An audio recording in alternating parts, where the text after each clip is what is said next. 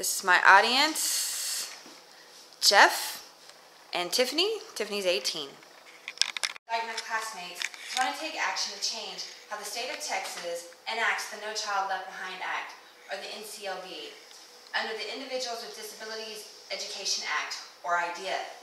The average 2 to 3-year-old does not have the basic understanding that it is inappropriate to touch their genitalia in a classroom setting. Due to our current laws, every child with an individual education plan or an IEP is forced into a regular classroom, at which time is considered the least restrictive environment by the rules of IDEA. If a 7-year-old child suffers with a disability that affects their cognitive function, while the child's abilities are those of the average 2 to 3-year-old, they will likely still be placed in a first-grade regular education classroom. Based on the story you just heard, a child shouldn't be forced into a classroom situation that's beyond their abilities.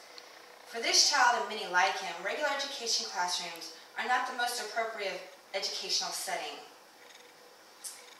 IDEA includes disabilities such as physical handicaps, emotional disturbances, visual impairments, learning disabilities, auditory impairments, speech impairments, deaf, blind, autism, intellectual disabilities, traumatic brain injuries, and multiple disabilities that are listed under qualifying disabilities. I'm the mother of 5 exceptional persons. 4 of the 5 have been or are currently being educated through the special education system established by the state of Texas, while my other child progressed through school in the Gifted and Talented program and has since graduated. My oldest graduated high school receiving special education services. Another is currently in high school. Has completely worked her way out of special education services due to her hearing impairment, but is still under an IEP. And my youngest will not graduate till the year 2020, and he will continue through the special education system. The federal government has stringent guidelines and laws pertaining to special education, but they have many loopholes and gaps that the state of Texas manages to utilize to give this population the least amount of attention as legally possible. We the people need to stand up and close these gaps. All students should be taught based on their individualized education and life needs levels, which means not all students should be placed in the mainstream classroom with streamlined testing requirements regardless of the developmentally appropriate needs of the child. We need to advocate for revisions of these statutes that will close the gaps in instruction, testing, assessment requirements, requirements for better education or training for non-special education teachers who will have to teach special needs children, require better logical placement according to the development and academic abilities of the individuals based on the most effective environment, not based on the least effective environment or the least restrictive environment. According to the National Center for Educational Statistics in the fall of 2013, about 50.1 million students attended public schools and about 5.2 million students attended private schools across the United States. In 2009, 6.4 million students ages 3 to 21 attended school and got special education services under the rules of IDEA. In 2013, we served 5+ million children in the state of Texas, and of those, 400,000 were in special education. The educational needs of exceptional persons, as well as their counterparts, are not being met in the regular classrooms. Nearly all students are being forced into regular educational settings due to inclusion regardless of the child's abilities. Months to years can pass before the right paperwork and the right observations are obtained with the right paperwork to put a child in special education or the right setting in special education. 8.8% of students in Texas are receiving special education services, and this number does not include most pre-kindergarten, kindergarten, first-time, first-grade students that haven't been processed through the system. Texas does not recommend testing until the child is 7, has failed a grade, or the caretaker requests special education testing. The Department of Education appropriates funds for special education services. Nationwide, the amount is $14 million. Texas is second only to California and receives $1+ million of those dollars. And we're third to California and New York in the number of children in special education services. While enrollment numbers climb, our special education numbers are going down. While many of you have not been impacted directly, you may have a loved one or maybe a friend or a person whose education hangs in the balance.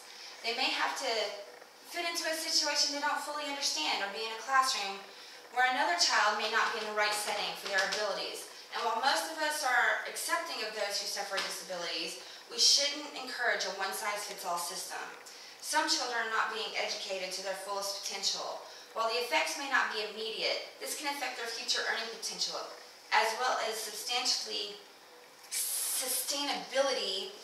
of life skills and abilities to interact appropriately in personal, social, and professional settings. The causes of this issue are many, from equal rights to not admitting everyone is different with differing abilities. Some of those abilities limit a person, while others make a person stand out in a crowd. While we cannot discriminate against a person for being different, we also shouldn't force everyone to be the same. Although the NCLB idea states that a teacher or instructor must be highly qualified in the subject they teach, it does not require for them to be highly qualified in special education. In difference to the struggles of differently abled and the effects that this can have on them and on the more abled is unthinkable. There are many different ways to solve these issues. There are a few ways to solve them, and first, we can demand that the laws be reauthorized. But this takes all of us standing up together to make the lawmakers take action. While inclusion is important, the ability of the child needs to be forefront in the law. Next, we need to demand that all teachers who shape the lives of differently abled are trained to the best extent possible to teach and guide these children. Then finally, close the gaps in required testing and assessments that add nothing to the education of our children. The average child who starts school in kindergarten loses a year of school by the time they finish 5th grade. A year! These changes would significantly reduce the struggles of this population of children, as well as their instructors, and reduce the amount of time non-disabled children spend off-topic and gain hours of instruction back. Over the years, the federal law has been amended several times due to changing social acceptance of disabled persons and individual rights. As of today, the laws still need an overhaul. National success has been minimal, and individual states have differing results. And just this past week, the state of Washington lost their rights to handle their own educational grants from their failure to adapt to the current laws. Together, we can bring great success and rewards to all children of all abilities for a better future to all. All children will benefit from proper placement, which will minimize distractions, improve the ability to stay on task, increase pace. Improved teacher training will improve quality of educational benefits for all. Closing gaps in instruction and testing requirements will also ease burdensome lost educational time and instruction. Better education improves future success. Lost educational time and instruction will negatively impact future success for all through loss of earning potential, frustrational level of those in the wrong environment, and instructors who are not prepared to handle the demands of those who are disabled, as well as maintaining a classroom full of abled students. All of this impacts actual education every child receives in a classroom.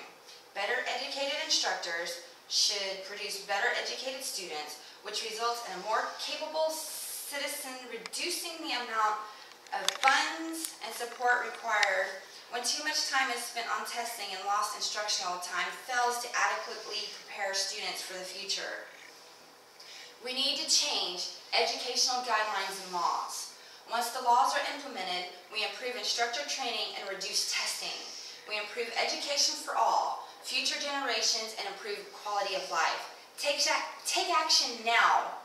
Make lawmakers notice and change the law to improve educational experience for all. Changing our current educational approach is of utmost importance.